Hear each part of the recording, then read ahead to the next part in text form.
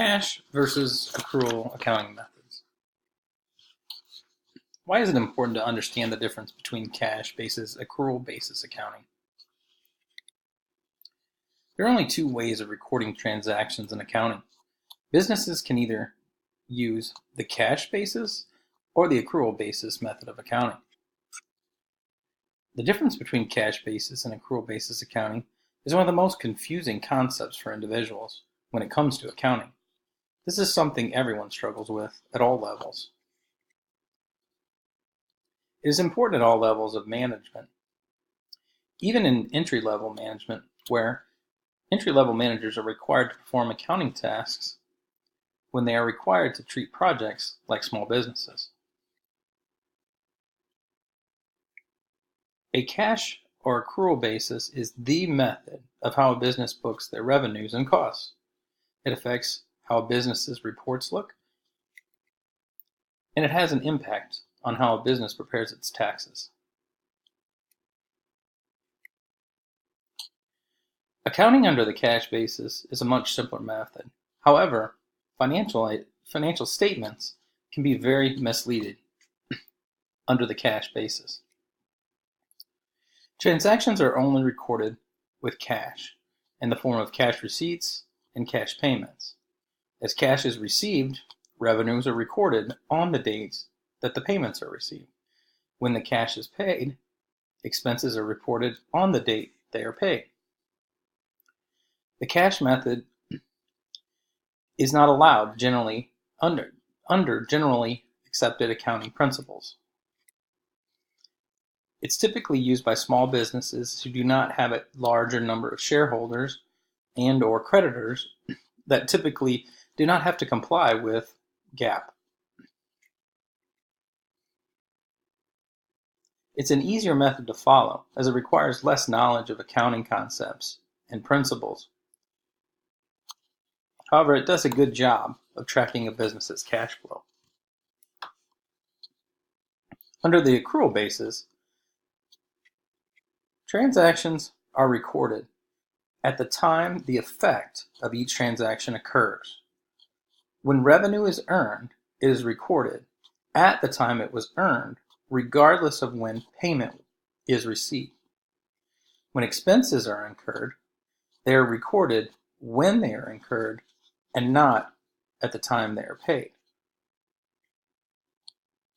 Accrual basis accounting is required under generally accepted accounting principles due to the requirement for proper income measurement and strict compliance. It's used by virtually all large businesses and corporations, and the accrual basis gives a much better picture of a business's revenues and expenses, as it records revenue only when it has been earned and expenses only when they have been incurred by a company. Basically, under the accrual basis, it's irrelevant when cash is received or paid out. Let's take a look at some examples. Suppose on March 1st, Big Bang Productions paid $1,800 for rent on lighting equipment for the next 6 months. This is a prepayment of $300 a month for the lighting equipment that they will use from the months of March through August. Under the cash basis method, Big Bang Productions would record rent expense on March 1st of $1,800 because the cash basis method records an expense when it's paid. However, accrual basis accounting would require Big Bang Productions to prorate the expense, and they would record a $300 expense for each month from March through August. Let's take a look at how revenues are recorded. Suppose on February 28th, Big Bang Productions receives a payment of $2,400 for services that are to be performed over the next 6 months.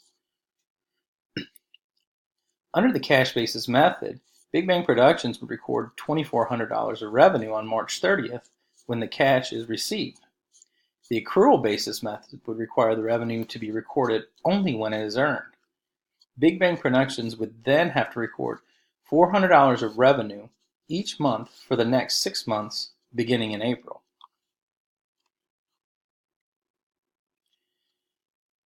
If you look both of the methods, the total of the revenues and expenses by August 31st was the same.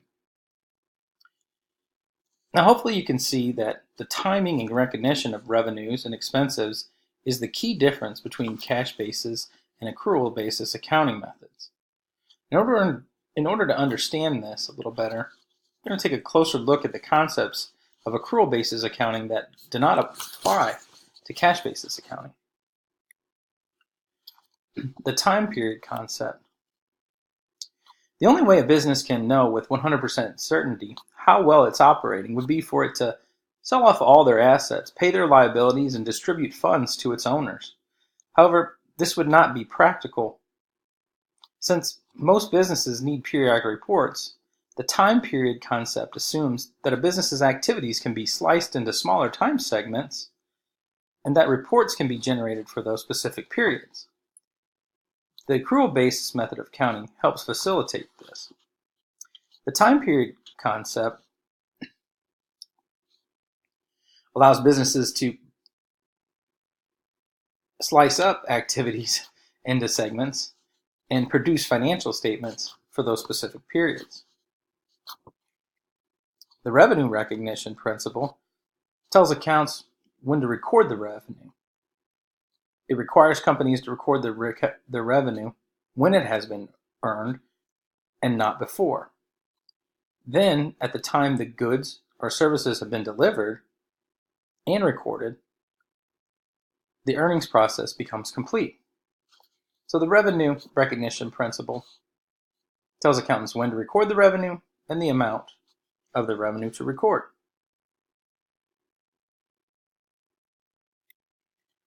The matching principle guides accounting for expenses and ensures that all expenses are recorded when they are incurred during the period, and that expenses are matched against the revenues of the period. Matching expenses against revenues for a given period of time will enable the business to calculate an accurate net income of net loss for that period. Keep in mind that ethics is always an important in accounting. There are times when ethical issues may arise. With regard to cash basis and accrual basis accounting, for example, most lenders review the balance sheet and income statement of a business when making the decision to loan money. If a manager is aware of recent accrued expenses that, if entered on the books, would show the business's liabilities to be significantly higher on the balance sheet, then subsequently reporting a net loss on the income statement due to higher expenses, management might ask that recent accrued expenses be omitted from the books in order to secure lending. This request violates the matching principle of accounting by failing to record the adjusting entries for accrued expenses. By doing this, the financial statements will not accurately represent the financial position of the company. The request to do this by management is basically an attempt to deceive the lender. If asked to violate ethics in this manner, I would refuse to comply with the request of the manager and explain to him the basis of my refusal comes from Scripture.